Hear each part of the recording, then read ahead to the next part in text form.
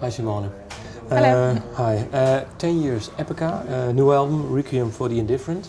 But if we, take a quick look back on each album. 2003, the Phantom Agony. What's your first thought about that album?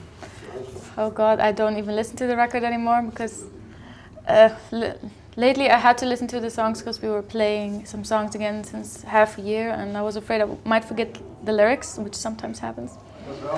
And I thought, oh God, we were babies back then. I was 17. The first record, you're still searching a little bit for the style. I only had singing lessons for a short time. I was very shy, and I can hear that in my singing, that I was very closed. But of course, that's the start, and that's always something special. That's where we took off, and the direction we chose. And I have lots of great memories attached to that record. Is there one that you can share? Memory, just a quick one? Well, I was very shocked to hear my voice on a recording at first. We already recorded a demo track, but I didn't really listen to the results.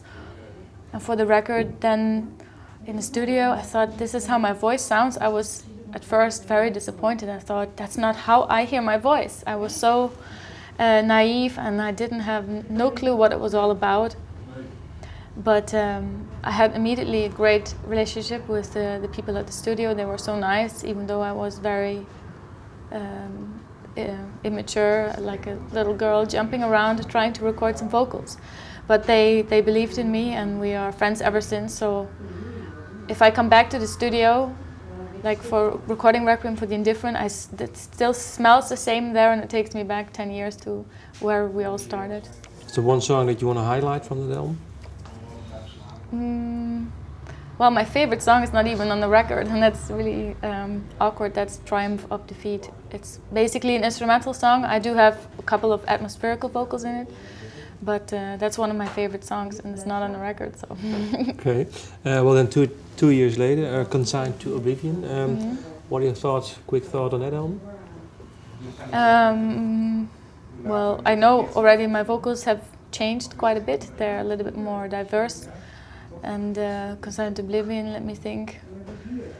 Special thoughts about that. Well, the title track, Consign to Oblivion, is was quite important for the years to come afterwards, because that's always the song we play the last on the live show, almost always.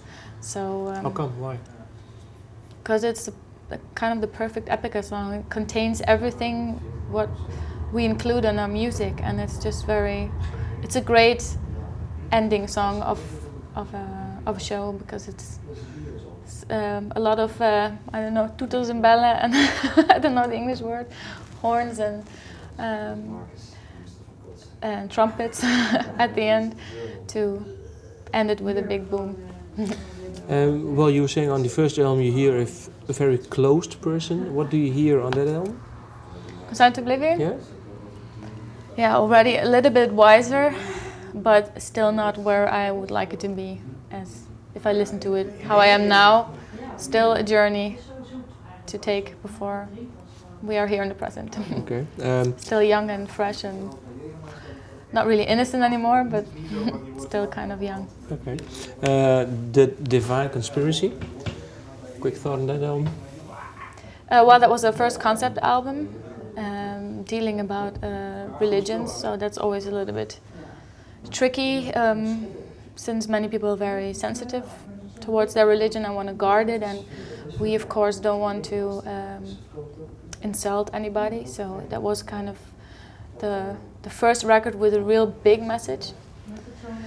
One of my favorite songs on that record, I recently, when I was in the train, I listened to the title track also, The Divine Conspiracy, because we've only played that song once live during the CD presentation, and I thought that's also really a great song. We have so many songs, but we cannot play them all live, so I thought that was kind of a pity. Why? Okay. Why specifically this song you can't play live?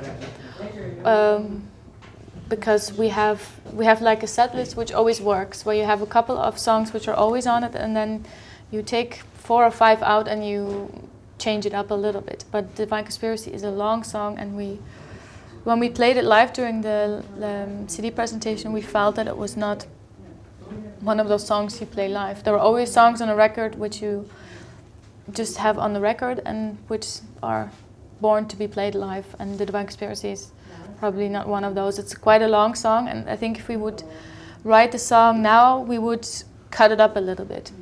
We developed a little bit more. Okay.